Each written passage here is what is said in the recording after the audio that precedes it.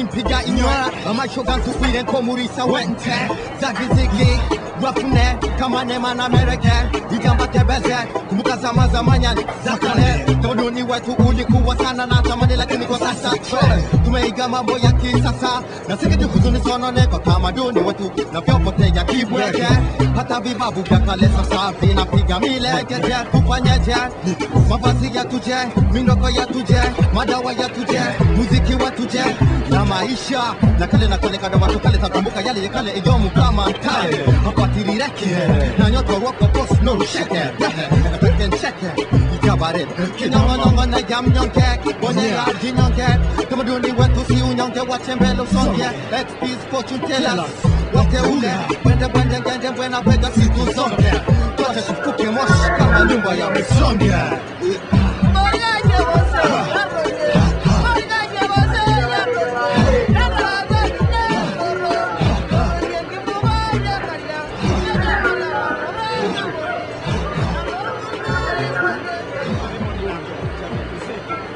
Long before the advent of colonialism in East Africa, the Massai occupied large tracts. I really want to introduce two representatives from Kenya, the Massai people, Daniel and Grace. Come forward. Thank you. We never moved again, but 6 years down the line, due to the insatiable appetite to grab more land and have more resources, this imperialism expanding, then they said, oh no, we have many more British wanting to arrive here and they want more land, so you better move again, and they lost the land. The highlands, actually they came to be known as White Highlands. They did the ranching and maybe had even private parks with wildlife and everything, and the community was pushed to the more drier lands in the Rift Valley. If we know the geography of maybe Africa, East Africa and Kenya in particular, there is this rift, the Great Rift Valley, which is cut right across, and that is where the Maasai community live. Unfortunately, even when we got independence, I think it's only half of Kenya that got independence, because to us, we think we are still under colonialism. Colonialism in this sense, from our brothers and sisters who are our neighbors there, who are the majority in Kenya and are now in leadership. So, because the Maasai and most of the indigenous peoples are minorities, then it means they don't have political voice. Unfortunately, the democratic processes we are talking about nowadays in the modern world, it doesn't really favor some other situations, because there is also need for minority rights. We need to redress our rights. We need to get back what was robbed out of our ancestors, because we still feel that there is no cut-off line for injustice. Even if it's 100 years, we can still fight and get. We may not get in this generation, but we know we still have to get it, because most of the land still that was taken by the colonialists, one, it is still under the hands of the minority whites descendants that are still there, huge chunk of land, and the others have been distributed to politically correct communities. So when the British left, the community didn't go back to their original lands. It was other communities were resettled, and other, British decided not to go. So they just remained. Up to now, they are still descendants of the British colonialists there owning the lands. So the community is saying enough is enough. We are going a lot of suffering. So we need to go back and regain our lost land if we are going to get through all these problems. So it's really a very big challenge, because it is against the wishes of the government, as you know, and we are facing a lot of problems, as you have seen. The demonstrations, we were very instrumental in organizing all these activities we have seen here. Okay. Okay. I was trying to clarify, so basically it's 10 English settlers with 1 million acres? Yes. So these 10 families that are the big problem? Yeah, 10 families. Actually, the number specifically is 38 people owning 1 million acres. Oh. Yeah. Yeah, about the British soldiers, what has happened actually is that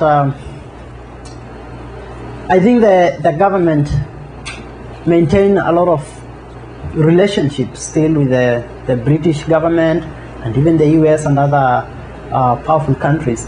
And we have had a case whereby the British soldiers come and train in Kenya, and they have established military camps at pastoral areas. Some of them are Massai areas. And besides the fact that they take up the land that would have been used for, which are our grazing lands, they have also, there have been still also a lot of problems. There have been a lot of issues of rape cases, the British raping the women. There have been really also an issue of life ordinances left behind, the bombs, and they sometimes explode and kill people and maim. There have been a lot of such cases. And actually there was even a time when the community really petitioned, and they took a case all the way to the British court to sue the British government because of the life ordinances that they left behind and killed people and livestock. And there was some sort of compensation. It was out of court arrangement, but it was good compensation. Of course, you can't compensate the death of a person, but at least to some extent, it can be sufficiently or somehow compensate the satisfaction of the beneficiaries.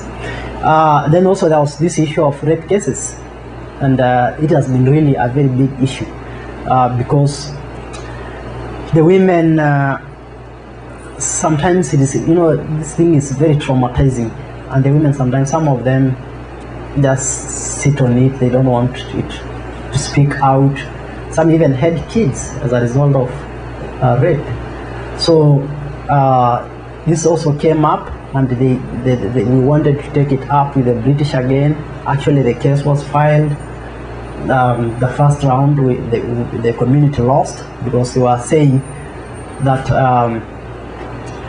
it's difficult to prove that actually the British raped the women. So the burden of proof was really difficult on the side of the Maasai women. But there's still another round of trial again. So because there are kids there, and it can be seen that these were born by the British, and it's really also another very big issue. It was a very big issue because it caused actually even families to break up. It was very difficult for a family to break up. So that one is very, very traumatizing, and it actually corrupts the basic fabric of our society. The family unit is a very respected institution in the community because we believe it's the foundation of the society. And if it gets threatened, it's really, really horrible for the entire society. So that's another big issue. Thanks for bringing it up. It's really another problem that we have. So you see, we have all sort of problems, right, center, and left, coming from all directions. You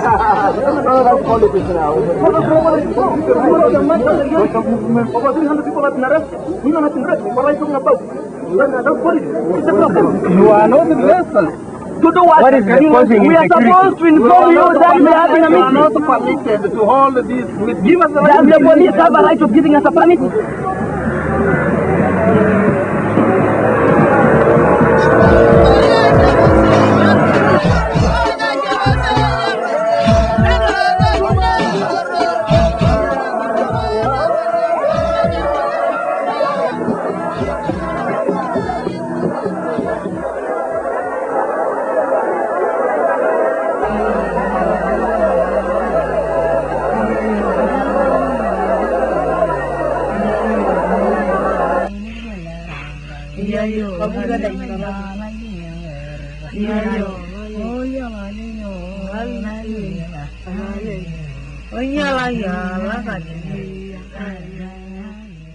Nyala